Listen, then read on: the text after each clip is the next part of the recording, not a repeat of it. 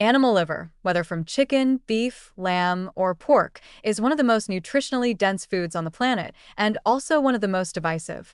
For those who grew up eating it, liver can evoke memories of family meals, frugality, and tradition. For others, it's the very definition of off-putting, a food they avoid at all costs due to its strong, earthy flavor and distinct, crumbly meets creamy texture. Liver doesn't try to win you over.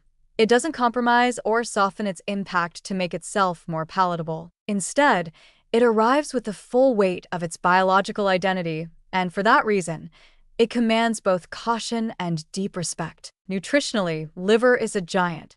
It is one of nature's multivitamins, offering massive quantities of bioavailable vitamin A, iron, B12, folate, copper, and other essential nutrients that are often hard to obtain in sufficient amounts, even through a balanced diet. Just a small portion of liver can meet or exceed daily requirements for several key vitamins and minerals. For people suffering from iron deficiency anemia, chronic fatigue, or vitamin A deficiency, especially in parts of the world where such conditions are still widespread, liver can be life-changing.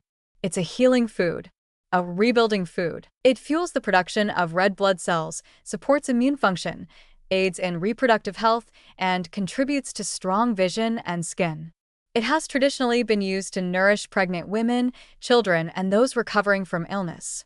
It is quite literally a food that restores. But that restoration does not come easily. Liver has a powerful taste, one that most people today are simply not accustomed to. It's metallic, earthy, sometimes even bitter. There is no way to mask it completely, no matter how many onions, herbs, or spices you add. Its flavor comes from the very things that make it healthy: iron, blood, and enzymes. The texture, too, can be alien. When overcooked, liver becomes dry and crumbly, like wet sand.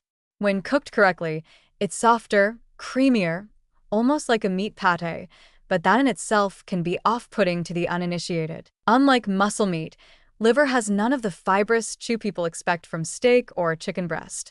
It's smooth, almost gelatinous, and for many, unsettling. Then there are the deeper psychological barriers. For modern eaters who have been raised on sanitized cuts of meat, liver is a sharp reminder that this was once a living animal. It's a vital organ, not just another slice of meat.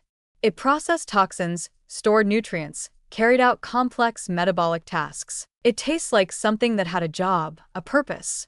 And that can be hard to digest, not just physically, but emotionally. For many, it's too visceral, too real. We've been trained to look away from the origins of our food, and liver doesn't allow that. It stares back. There are also real risks with overconsumption.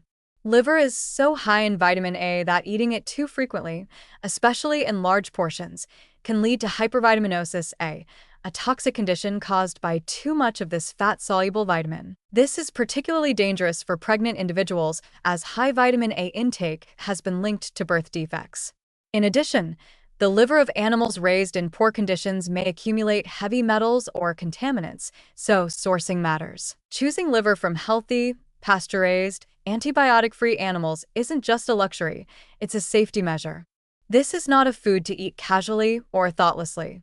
It is potent, and it should be respected. But despite the warnings, liver challenges us in a way few foods do anymore.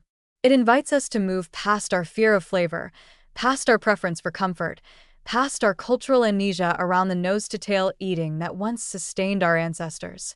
Liver was never a luxury food, it was a survival food. It was prized by traditional societies around the world, not just for its nutrition, but for its symbolic power.